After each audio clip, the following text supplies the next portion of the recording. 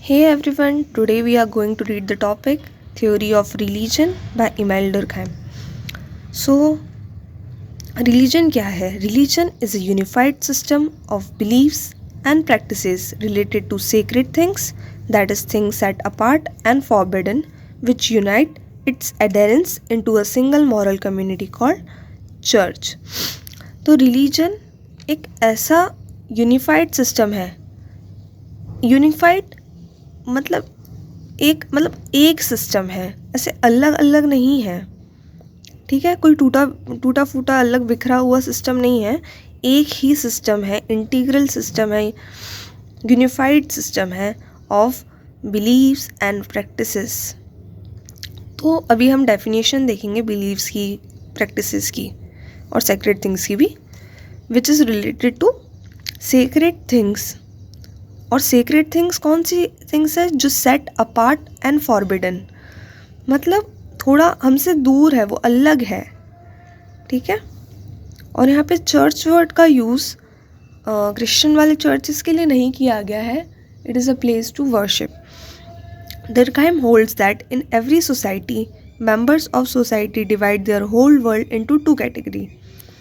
तो Durkheim ऐसा बताते हैं कि जो भी सोसाइटी है ना, तो उस सोसाइटी के मेंबर अपनी पूरी दुनिया को दो कैटेगरीज में डिवाइड कर देते हैं. पहला होता है सेक्रेड, दूसरा होता है प्रोफेम. और होल वर्ल्ड में यहाँ पे क्या आता है? सब कुछ, things, beings, reality, phenomena, plants, animals, buildings, anything and everything is either sacred और profane. For example, in Hinduism, cow, tulsi plant is sacred. Sacred things are those which are kept apart by society and interaction with it is regulated by society. तो sacred things ऐसी चीज़ें हैं जो अलग रखी जाती है सोसाइटी के द्वारा, और उनसे इंटरेक्ट करने के लिए हमें सोसाइटी के रूल्स रेगुलेशन को फॉलो करना पड़ता है.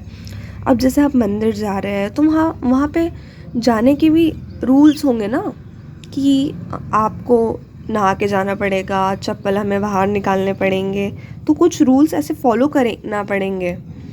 और मूर्ति रखी तो ऐसा तो नहीं है कि हम मूर्ति कहीं भी रख देते हैं, प्रॉपर प्लेस होती है उसकी, है ना. अब एग्जाम्पल भी दे रहे हैं कि temple room is sacred while bedroom is profane. ठीक है. तो ये सब ऐसा ही है कि पूरी वर्ल्ड सेक्रेड और प्रोफेम में डिवाइडेड है. और सेक्रेड थिंग्स, उनका इंटरेक्शन, उनसे इंटरेक्ट करने के लिए हमें सोसाइटी के रूल्स गाइडलाइंस का फॉलो करना पड़ेगा. Detail procedure of do and don't are prescribed for sacred things. मतलब सेक्रेड थिंग्स के लिए एक डिटेल्ड प्रोसीजर होता है कि ये करो, ये ना करो, गाइडलाइंस होती है ना पूरी कि ऐसा करो. फिर beliefs are those we think और practices are which we do और फॉलो. तो बिलीव्स वो होते हैं जो हम सोचते हैं, जो प्रैक्टिसेस है. और प्रैक्टिसेस क्या है? Sorry, beliefs are those we think and एक एक्स्ट्रा आ गया है यहाँ पे, इसके कारण कन्फ्यूजन हुआ. Beliefs are those we think and practices are which we do और फॉलो. ठीक है. तो बिलीव्स वो है जिन्हें हम सोचते हैं, और प्रैक्टिसेस वो है जिन्हें हम फॉलो करते हैं. और रिलीजन बिलीफ और प्रैक्टिसेस का ही कंबाइंड फॉर्म है. ठीक है. मतलब बिलीफ और प्रैक्टिसेस मिलके रिलीजन बनाते हैं. It is not the utility of thing which makes it sacred. Anything can be sacred, a payable, stone, flag, river, mountain.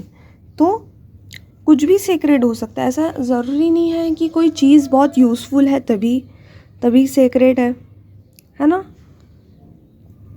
अब जैसे एक पत्थर है, कुछ काम नहीं, कुछ मतलब हमें इतना यूज़ नहीं है, पर वो भी सेक्रेड हो सकता है. तो ज़रूरी नहीं है कि उस चीज़ का यूज़ उसे सेक्रेड बनाए. तो फिर सेक्रेट क्या बना रहा है, फिर क्या उसे सीक्रेट बना रहा है? कोई किसी चीज़ सीक्रेट कैसे हम बता सकते हैं, मतलब कैसे डिसाइड होती है? It is the consensus of members of society which makes it secret. मतलब सोसाइटी के मेंबर्स, उनका कंसेंसस, सब लोग मिल के डिसाइड करते हैं कि हाँ ये सीक्रेट है।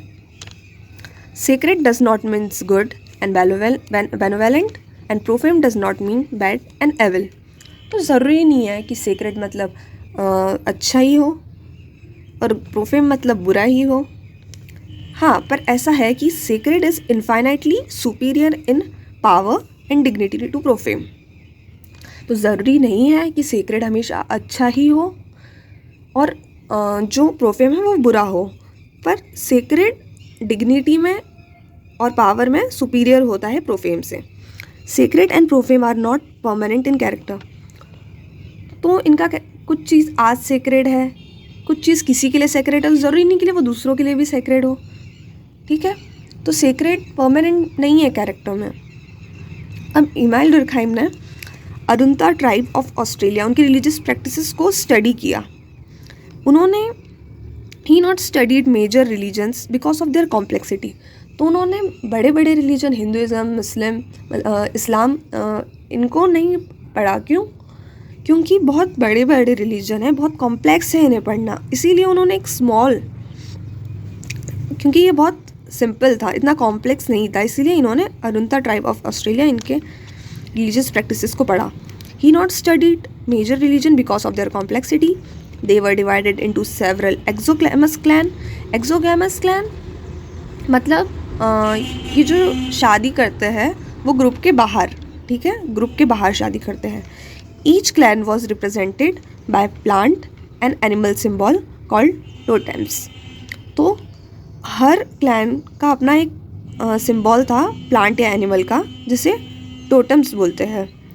Bull roarer was most sacred thing on it totem was carved.